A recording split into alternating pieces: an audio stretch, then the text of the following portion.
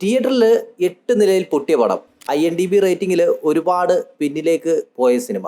Lal junior സംവിധാനം ചെയ്ത് ടൊവിനോ നായകനായിട്ട് തിയേറ്ററുകളിലെത്തിയ ചിത്രമായിരുന്നു നടികർ. ഈ ഒരു സിനിമ ഫസ്റ്റ് ഡേ റിലീസിന് ശേഷം റിവ്യൂവേഴ്സ് വാരിയിട്ട് അലക്കിയ ഒരു സിനിമയായിരുന്നു. OTT റിലീസിന് ശേഷം ഇന്നലെയാണ് ഈ ഒരു സിനിമ കാണുന്നത്. കണ്ടു കഴിഞ്ഞപ്പോൾ എന്താണ് പറയേണ്ടത്? റിവ്യൂവേഴ്സ് വാരിയിട്ട് അലക്കിയതുപോലെ അത്രയ്ക്ക് വലിയ നെഗറ്റീവ് ഒന്നും പറയാനില്ലാത്ത ഒരു പടമായിട്ടാണ് നടികർ എന്ന സിനിമ കണ്ടു കഴിഞ്ഞപ്പോൾ തോന്നിയത്. കുറേയധികം നല്ല നല്ല സീനുകളും കുറച്ചധികം തമാശകളും ഒക്കെ ആയിട്ട് മുന്നോട്ട് പോകുന്ന ഒരു സിനിമ. ക്ലൈമാക്സ് മാത്രമാണ് ചിത്രത്തിൻ്റെ അത്രയ്ക്ക് അങ്ങോട്ട് ഇഷ്ടപ്പെടാതെ പോയത്. ബാക്കിയുള്ള സീനുകളൊക്കെ ബോറടി ഇല്ലാതെ കണ്ട് ഇരിക്കാൻ കൊള്ളാവുന്നത് തന്നെയായിരുന്നു. പക്ഷെങ്കിൽ സലീം കുമാറിൻ്റെ മകൻ വന്നതിന് ശേഷമുള്ള കുറച്ച് സീനുകളൊക്കെ വളരെ ബോറിംഗ് ആയിട്ടാണ് തോന്നിയത്. അതിനു മുമ്പ് വരെ പടം ഒട്ടും ബോറിംഗ് ഇല്ലാതെ കണ്ടിരിക്കാൻ പറ്റിയ ഒരു സിനിമയായിട്ടാണ് തോന്നിയത്. റിവ്യൂവേഴ്സ് വാരിയിട്ട് അലക്കിയതുപോലെ അത്രയ്ക്കൊരു ബോറിംഗ് പടമായിട്ടൊന്നും തോന്നിയില്ല.